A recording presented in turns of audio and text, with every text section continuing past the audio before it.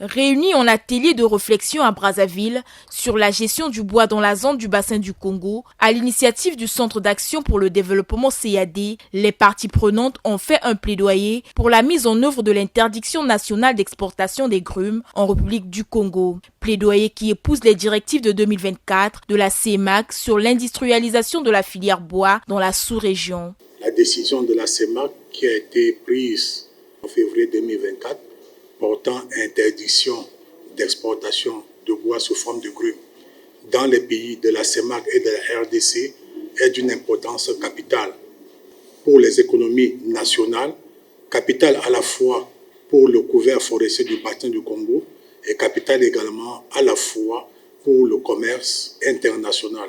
La situation sous-régionale sur la mesure d'exportation des grumes et également le plaidoyer qui nécessite un territoire congolais par rapport à la mise en œuvre, n'est-ce pas, de cette mesure-là à l'horizon 2028. Au-delà de quelques améliorations constatées en matière de gouvernance forestière, ces acteurs de la société civile appellent à l'application stricte de la loi 2022 interdisant l'exportation des grumes au Congo.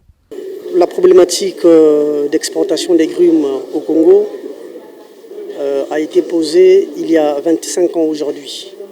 Cette volonté politique a été réaffirmée dans la nouvelle loi forestière de 2022. Nous constatons une amélioration sur le plan institutionnel et réglementaire.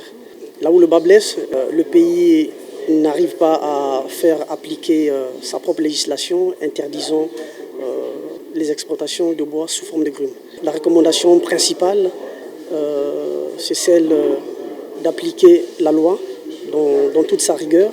Selon les statistiques publiées par le CAD, les exportations de bois sous forme de grumes ont baissé de 16% en 2023 dans la partie nord du Congo, mais elles ont augmenté de 13% dans le sud du pays.